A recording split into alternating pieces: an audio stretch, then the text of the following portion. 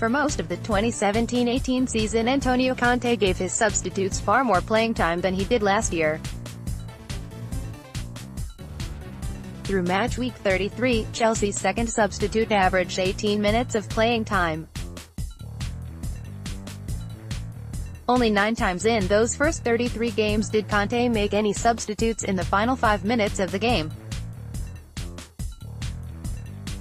In 2 of Chelsea's most important games in May, the 6-point game against Liverpool in the Premier League and the FA Cup final against Manchester United, Antonio Conte counted on his starting 11 to take the game nearly to completion. Chelsea took the lead 10 minutes apart in the 2 games, the 32 feet against Liverpool and the 22 feet against United. Against Liverpool, Conte made his latest substitutions to date, in the 86 feet, 89 feet and 90 feet. In the FA Cup final, Conte made his first substitution in the 89 feet and the second in the 91 feet. Conte's late substitutions made little obvious sense against Manchester United.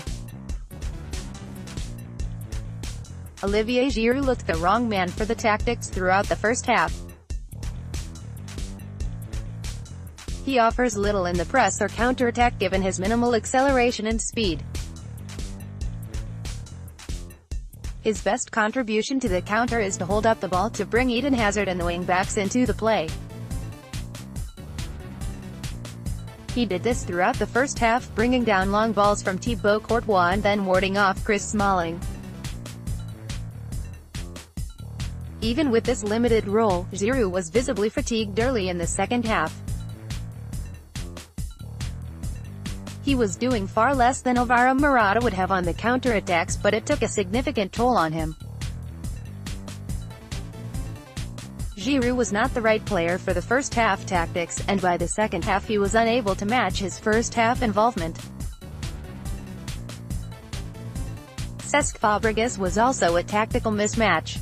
For his passing ability to have an impact on the counter-attack, he needs multiple options: Eden Hazard, a striker and another winger.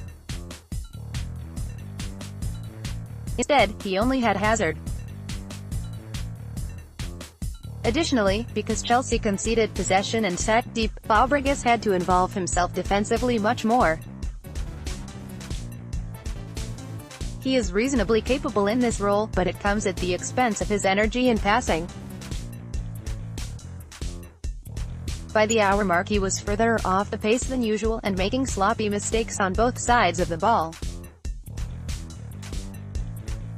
Like Giroud, he would have had a greater impact if Chelsea had been the team with prolonged possession.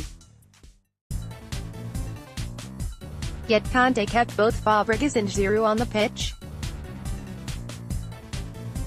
While Jose Mourinho sent on fresh legs and the additional threat of Romelu Lukaku and Anthony Martial, Chelsea's dead-legged former Gunners remained.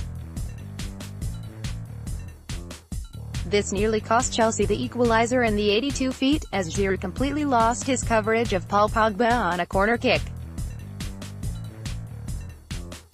Pogba had an impossibly free header from 10 yards out, and somehow sent it just wide. A common criticism of Antonio Conte this season has been his rigidity. Many examples of these narratives, starting size, substitutions, youth inclusion, do not withstand examination. However, to whatever extent he may be rigid, that is a negative way of saying he is confident in his players and his plan. Where a Conte detractor sees intractability, a supporter of Conte, or Fabregas or Giroud, sees trust and belief.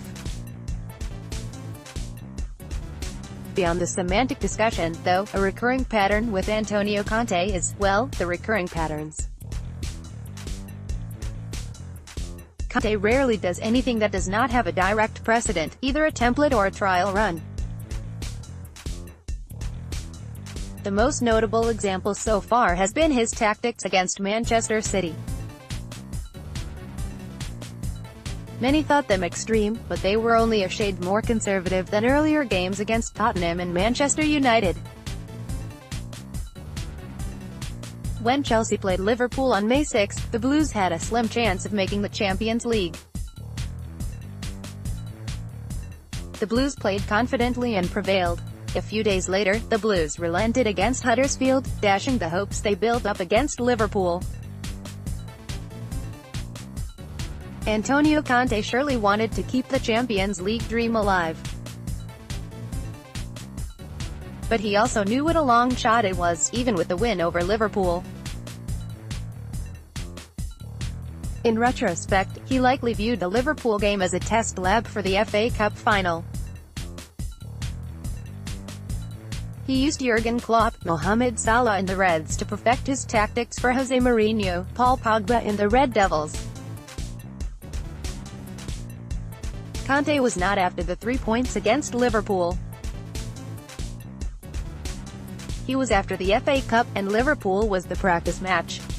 The fans' hope was merely a byproduct, a somewhat unfortunate one, of its success.